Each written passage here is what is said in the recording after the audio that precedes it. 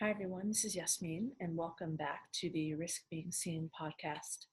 Today, I am flying solo, and what I'm going to do is talk about an episode of Inside Quest. It is now called Impact Theory, but originally it was Inside Quest when Tom Bilyeu was still at Quest Nutrition. One of the earliest episodes is with Ken Florian, who is a retired American mixed martial artist who competed in the UFC. So if you haven't seen that episode, you should. I will put it in the show notes, but you should also just go to YouTube and look for Inside Quest Kenny Florian and watch that. It's only 30 minutes, but I have about 15 note cards worth of stuff that was said by either Kenny or by Tom, which I think are worth thinking about and discussing. So I want to go through those, and this is going to be another way that I continue on my journey of personal growth and development. They have these great conversations on Inside Quest and Impact Theory, and I think sometimes they say stuff and then blow right past it, and it's really, really worth stopping and rewinding and thinking about. So that's what I'm going to try to do. I'm also tweeting and posting these to Facebook and trying to put more of their content out there for consideration. So one of the first things that Tom says in this episode, which I found really interesting, is he's talking about he was going through a workout that morning before the interview with Kenny, and he wasn't really feeling it and was just tired and not quite in the right headspace. And he said how he turned it around was by asking himself, what if instead of asking, what is the least I can do, I start asking, what is the most I can bear? And then he said, what is the maximum load I can carry today? And I think that resonates with me on a few levels. That also sounds similar to something that Jordan Peterson says about carrying a load, right? Pulling your own weight, kind of carrying a burden. So I will go look that up as well. So I'm sure we'll circle back to this note, but this note is from the Kenny Florian interview. And I really like this concept of asking, what is the most I can bear, or what is the maximum load I can carry, or what is the most I can do? Because I feel like some days for me, or maybe other people, it seems like we go into our day thinking, what is the least I can do? This feels so true for me. So I think I went through all of college this way of just, I didn't like my major. I was in engineering, and it was just like, what is the least I can do to get by?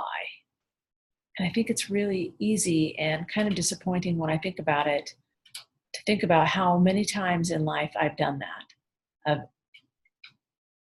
It feels like more often I'm doing that as opposed to thinking, what is the most I can do, or what is the most I can bear? It's not to say it's always one or the other, but I think I definitely fall in the category of going through things, going, well, what's the minimum I can get to just tick off the boxes? Which feels like I've been half-assing a lot of things in my life. And this quote really got me thinking about that. So I'd really like to hear what other people think about that quote. And it's not meant to be a judgment or an insult. It's just self-assessment, right? When you go through your day, or you look back on your day or your week or your month or your year, how often were you thinking, what's the least I can do? And how often were you thinking, what's the most I can do? And maybe that's context dependent. Maybe it's with school or work, you're thinking, what's the least? And with your family, you're thinking it's the most. Or maybe it's the other way around with your personal endeavors, or maybe with my workouts, or maybe with my diet. But I thought that one was worth thinking about. The next quote, let's see, I will talk about is Tom Bilyeu says this in the same interview. He says, look within yourself like your life depended on it. And I just had to pause the video. Look within yourself like your life depended on it. I definitely do not do that. I look within myself like, it's a reflective pool. It's slow, and I can kind of, think about it and meander. And I don't look at introspection with a sense of urgency, with a sense of, I need to do this. Like, how many things in your life do you do because you have no choice? I talk about this with a lot of friends who have kids. I'm just like, I don't understand how you do that, how you can have a job, and have 2 sick kids and a sick wife and this other thing going on and this other craziness happening in your life and juggle all of these things. And they just look at me and say, you do it because you have to. And I feel like that feels similar to this. If you do it because your life depends on it, your family depends on it, your family's depending on you, your life depends on it, depends on you. And I've never looked at self-improvement and self-development from that perspective of, wait a second, this isn't just something I do airy-fairy on the weekends, for fun. I should look at this, or what if I looked at this as if, holy shit, like my life actually depends on this. Like I have to figure this out. This isn't something that's just for fun. So that one really hit me too. So I really, really like that quote. Again, that one was from Tom in the same interview. Another one that Kenny says about safety is, we can be safe and just stay in one room and have our food delivered to us and do all these things that are safe and nothing ever happens, but that's not living. There's nothing great that happens without struggle.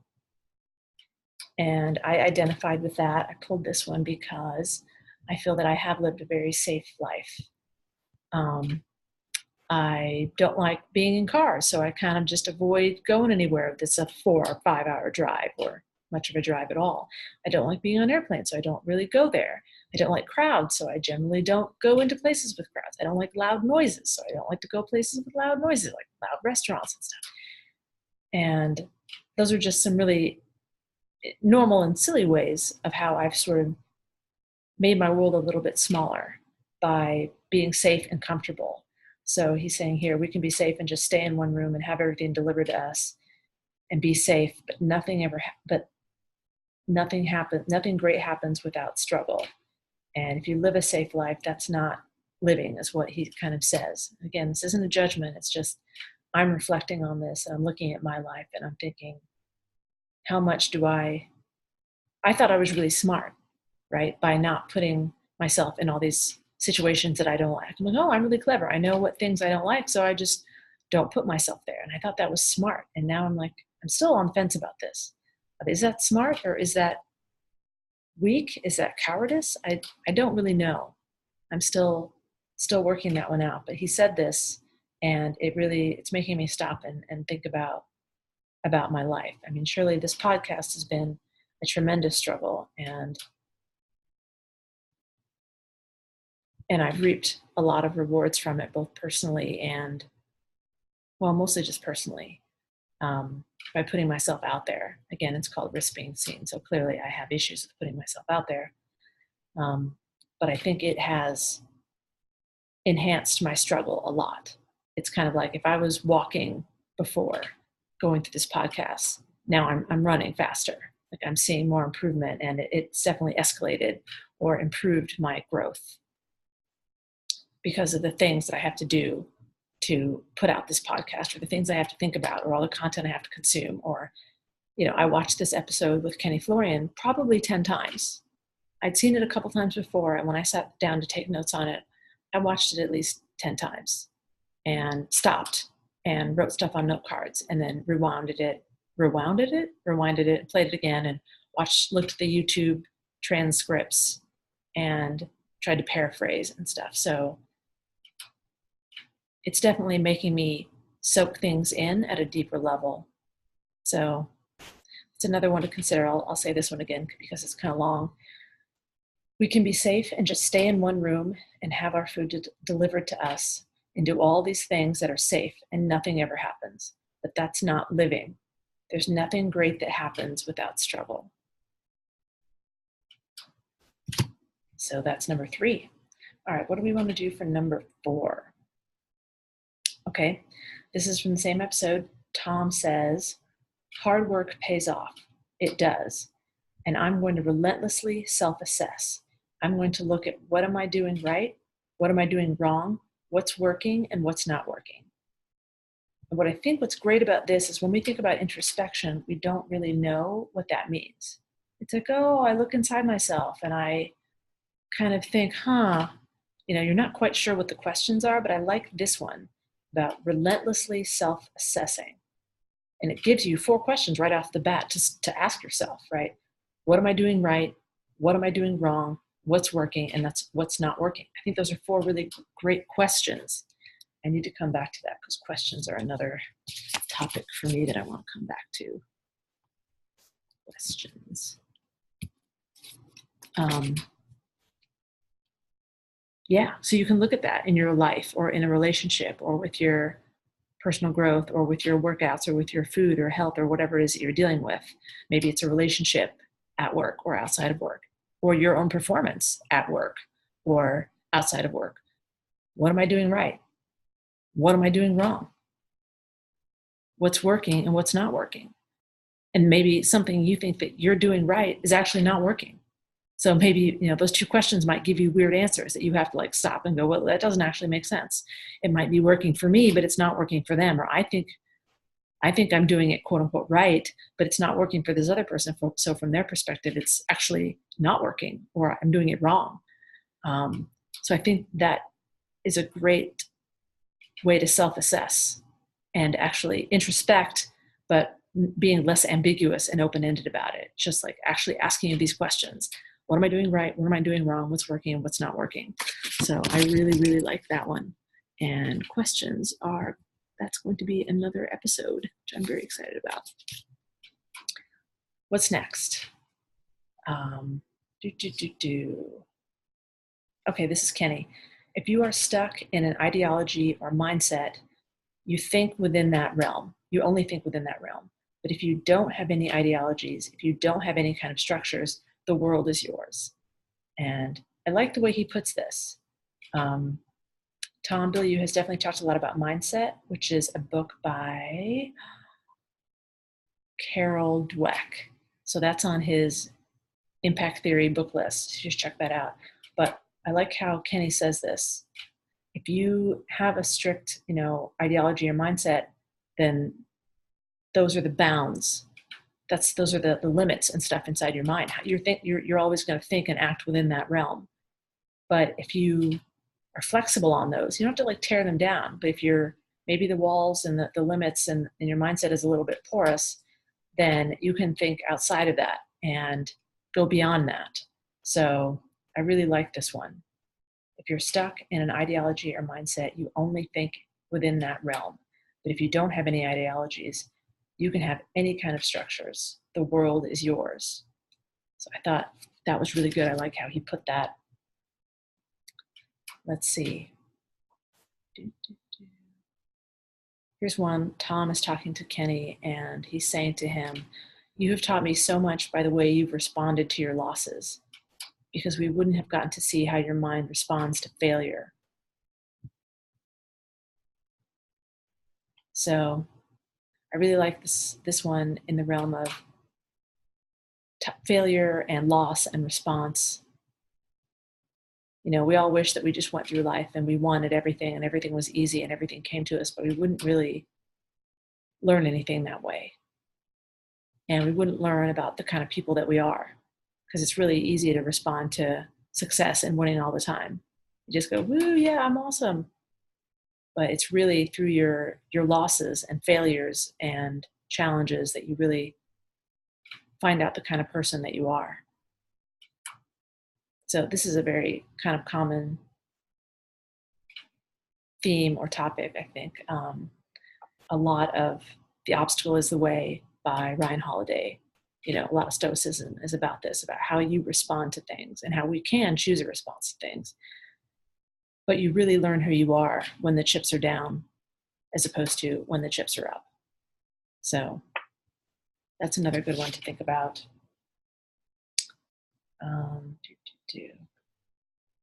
What is another one here? Here's another one about mindset from Kenny. If you have a positive mindset and you surround yourself with positive people, you see those things as hurdles and not roadblocks.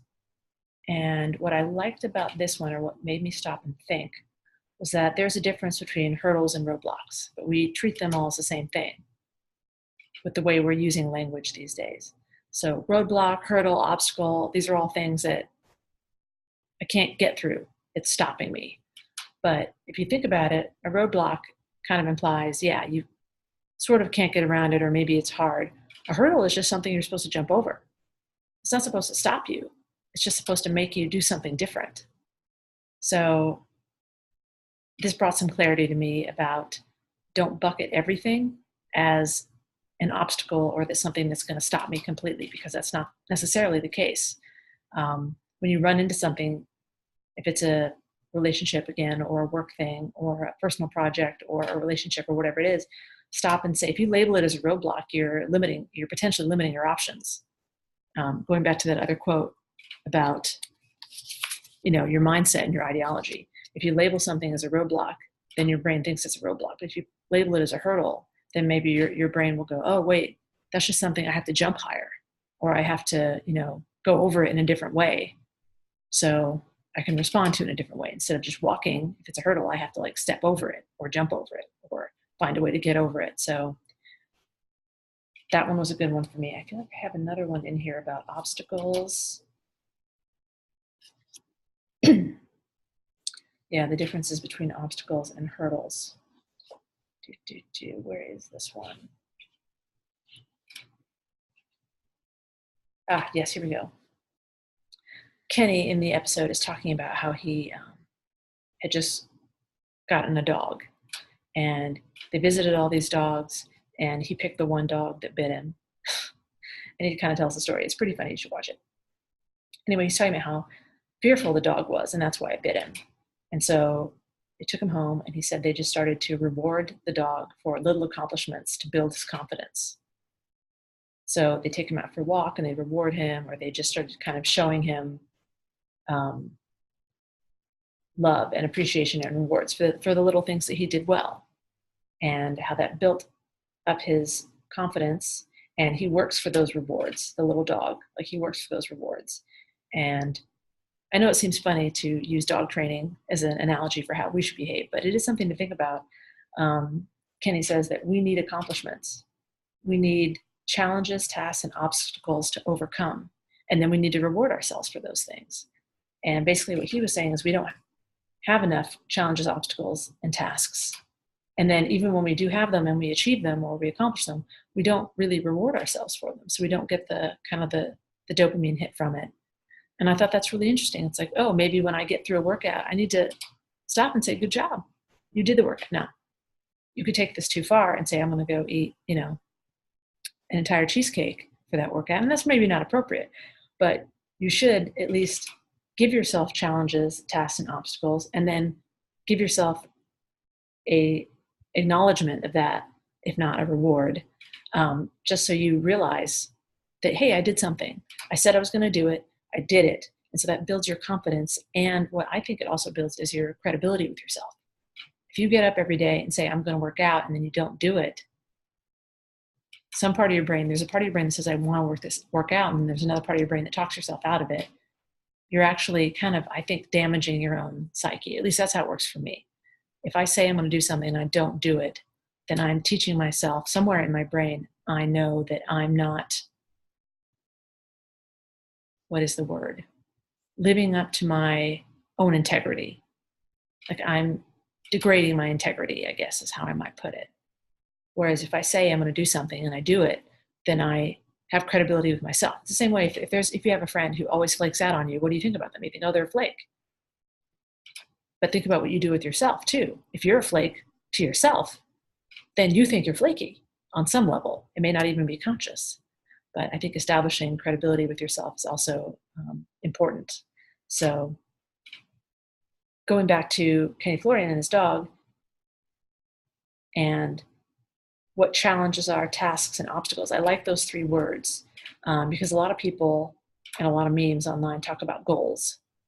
And goals can be so big and vague, and maybe I want to be healthier, and maybe I want to do this in 10 years, or maybe I want to do this. But I think instead of using the word goal, if you use a challenge, a task, or an obstacle, those are somehow, for me, more tangible words to use. So it's oh, a challenge is maybe running that 5K, or fasting or something. And maybe a task is, oh, I need to do my taxes, or I need to clean this, or I want to clean the garage, or whatever. And obstacle is, oh, maybe I have this difficult relationship or this thing I have to navigate at work. If you use those words instead of goals, it feels somehow more tangible to me and therefore something that I can actually visualize working through or overcoming. So I like this whole thing with Kenny and his dog about building up your confidence by rewarding yourself or acknowledging yourself for your small accomplishments. Well, small or large, I guess. But I like about thinking about goals as challenges or tasks or obstacles that can be overcome. And again, call them challenges, tasks, or obstacles and not roadblocks. Consider them hurdles because you can get over them as opposed to roadblocks, which are stopping you. So it's really funny the words we use to think about things and how that impacts how we actually interact with them in the real world. Let's see, what are some other ones? Kenny talks a lot about in his youth how he liked to be by himself and run around playing ninja. And he says, when you look inward and you learn about yourself, you learn about what moves you.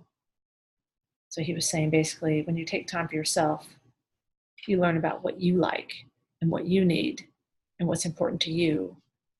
Because from a very young age, we're being fed constantly by our parents and teachers and friends and society and culture and media that you should like this and you should do this and you should be this and you should not like that and you should feel happy about this and not feel happy about that, and how we can kind of lose ourselves in other people's opinions without even realizing it. So I like what he has to say about that. Here's another one. He says, we're all so unique and take different paths, but sometimes in someone else's footsteps. And I thought that was really clever because you think, oh, I'm taking a different path, but what if it's someone else's path? So it isn't just about a different path, but it's like making your own footsteps. Are you actually going your own path? Are you going in someone else's direction in someone else's footsteps? I think there's some kind of subtlety there. We're all so unique and take different paths, but sometimes in someone else's footsteps, and you might not even know that you're doing it. So yeah, that's a really weird one to stop and think why you're doing things. That's something that I've definitely come across in this personal journey that I'm on, is taking the time to introspect and look at the things that I do and ask myself why I do them, and look at the things that I don't do and ask why I don't do them. Because everything we do as a human is driven by either motivation, like we're moving towards something, or away from something. That is everything in our life. I fundamentally think that is what we're doing. And if you think that, oh no, I just do that because I like doing it, it's like, stop and assess. Like, do you really like doing it? Or are you doing it because that's just what you've been doing? Stop and ask yourself, why am I doing this? And make sure you're doing it for the right reason and with the right intention. I know for me, I started working out in 1996 and I stopped working out in 2017. So that was 20 years straight of a lot of intense exercise. It just started getting more and more and more and more and more intense. And then I realized I had a lot of injuries and I wasn't enjoying it, and I was pushing myself really hard. And I realized one day that it was the workouts had become a punishment. I was somehow punishing myself. Like, oh, if I ate this, then I have to do this workout, and I have to be working out harder and harder and harder. And not to say that that isn't the right mindset in some contexts. Like obviously if you're training for some event or you're trying to improve your performance or something. But for me, where my mind was when I stopped and said, why am I doing this? It wasn't to be healthy or to, run a marathon or compete in an Ironman or something. I was just doing it because I felt I had to. And I think the intention behind my workouts was not right. And so I had to stop. And I'm just now kind of getting back into it and doing it for the benefits to my mind and my body. So I'm doing it from a very different place. So that's kind of my personal example of following a path or doing something and thinking that it's your own path, but you're actually doing it for some other reason or it's someone else's footsteps. Oh, this is a great one that Tom said. He's talking about Kenny's fights, and I think he was on some reality show, and he lost. And Tom said, was referring to that, and he said, "You failed, but you're not a failure. One is temporary, and one is permanent." And I thought that was really great. I just recently reread the Martin Seligman book on learned helplessness. What's the name of the book? Happiness? Something with happiness? It'll come to me. But basically, he talked about how you deal with the language that you use to assess things affects how your level of optimism and pessimism. And permanence is one. And this is what this quote is about. When you say that you're a failure, that's a permanent state. Whereas saying that you failed, that's a temporary event. So basically, what Seligman says is for bad things that happen to you, you always want to label them as being temporary. So I'm not a failure, I failed. That's temporary. But when something good happens to you, you say, you kind of use the language to make it permanent. Like, oh, I'm awesome. I succeeded at this because I'm awesome. That's permanent. But if I failed at this, that's temporary. And that seems like incongruent, maybe. You'd have to, look it up and read the book for yourself to assess if you really want to make a judgment. But that's what the book states. And it talks about how, how much that affects depression and people's outlooks on their lives is how they classify these things, how they classify good events and how they classify, sort of bad events. And I'm using air quotes around good and bad because those are judgments. But how they choose to label events is one thing. And then if they choose to label them as being a permanent thing or a temporary thing, also wildly impacts their overall like health and optimism levels and mental health. So that is also a really good quote. What else from Kenny Florian here? Oh, this is a really good one. It's a little bit long. He's talking about how testing yourself, finding out about your limits, dealing with the emotional struggles of winning and losing and pushing yourself day after day after day. You find out a lot about what your capabilities and deficiencies are and how maybe those deficiencies are little hurdles for you to get to another level. I think this is so great. This ties into so many of the other quotes you've already been through. When you push yourself and you get out of your safety zone or your comfort zone, you find out what your limits are. You find out what the things that you like are and find out what the things that you don't like are. And here he says, dealing with the emotional struggles of winning and losing and pushing yourself day after day after day. You find out what you like, what you don't like, what you're capable of, and what you're less capable of. And when you find out those things that you're less capable of, those maybe aren't things that you need to avoid or abandon. Maybe those are just deficiencies, and maybe you need to work harder at those, and they're hurdles, and you can get better and you can go up a level. So deficiencies aren't necessarily things that we need to abandon or avoid. Maybe those are the things that we could work on. And I know Gary Vee has some videos that are strongly opinionated about this, about don't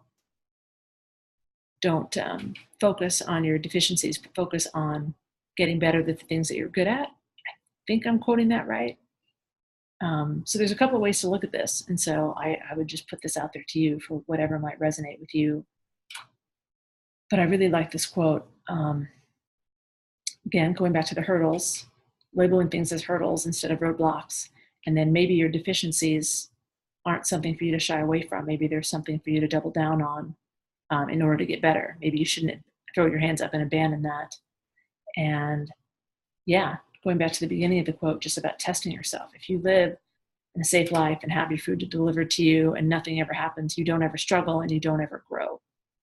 So I really like this one. I'll read it one more time. Test yourself, find out about your limits, dealing with the emotional struggles of winning and losing and pushing yourself day after day after day. You find out a lot about what your capabilities and deficiencies are and how maybe those deficiencies are little hurdles for you to get to another level. So I like this idea of testing yourself, your capabilities mentally, physically, and spiritually. So that's really resonating with me right now to think about how I do that in all of those different areas, mentally, physically, and spiritually. Okay, I think I'm going to finish up with this last quote from Kenny. And it is, I think that we actually learn improper ways of responding. We get so out of ourselves, we don't utilize our true gifts. We don't have time to look inward. We rarely listen to ourselves. We need time for yourself alone. We get so far away from our intuition and our instincts. I'm sort of paraphrasing that. His words are a little different, and you can watch that in the video. But I find that interesting that we actually learn improper ways of responding. And this goes back to the Ryan Holiday obstacle is the way, and the Stoic philosophy thing of like you have a choice in how you respond to things. And I thought this is interesting because Kenny is saying that maybe we've actually learned improper ways of responding. So not only do we respond too quickly or maybe in a way that doesn't benefit us, but it's because we learned that improper way of responding from somewhere, during our upbringing or whatever. So we have a choice to choose how we want to respond, and we should also acknowledge that maybe not only is the response that we're choosing, it could be correct or incorrect, or it could be some automated response, but it could be an automated response that we learned improperly from some other place. So again, he's talking about looking inward and finding time to listen to ourselves, finding time for yourself alone to understand, what your likes are and what your dislikes are and what your needs are. He spent some time in the interview talking about when he was little, he liked to go off in the woods and play by himself. And he never really felt centered and at peace until he discovered that he needed to be doing something physical, even as a younger person. He says, I couldn't sit still. I noticed that the only thing that gave me peace or gave me connection to my body and my mind was martial arts. So he found something that gave him peace. And I think maybe for a lot of us, we don't know what brings us peace because we've never sat with ourselves long enough to either figure out what that is, or we haven't tried enough things and pushed ourselves out of our daily routines to discover what things bring us peace. So I know intuition is such a strange topic because it's so hard to nail down, and it's something that's very visceral but very unique to a person. It's hard to put into words, but I think getting in touch with your intuition and your instincts is something you have to practice. And I think we've all had moments where that kicked in, but it's not something that kicks in for us daily. It's like a once in a while of, oh, I had a feeling, and oh, I had an intuition, and oh, I felt something, this felt right. I think anytime you use language like that, you're probably talking about your intuition and instincts.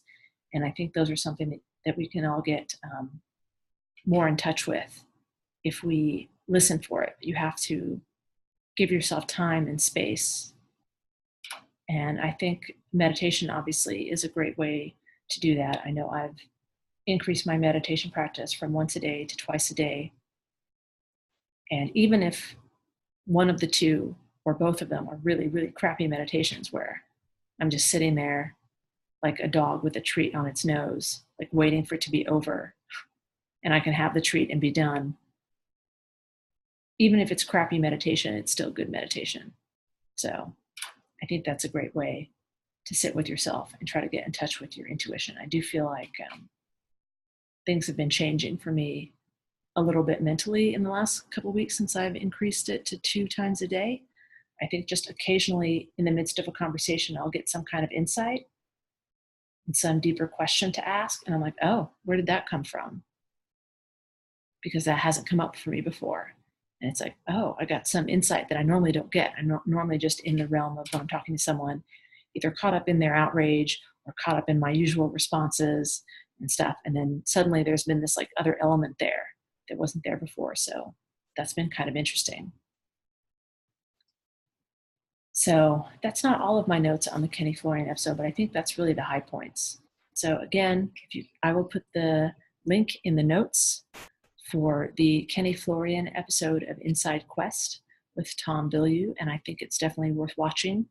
As always, you should download the Chrome plugin, or for whatever browser you use, video speed up controller, so you can play things back at a higher speed.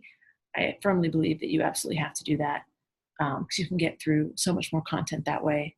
So just look for video speed up controller in your Google search, and you'll find one for your browser, and then you can install it, and it's very, very convenient. It shows up in YouTube, it shows up in Facebook, it shows up in all the places where you would want it. So thank you for listening to this solo episode of Risk Being Seen. I hope you enjoyed some of the topics and some of the quotes that I pulled from this interview, because I think they're worth thinking about. So if you enjoyed this, please share it with a friend.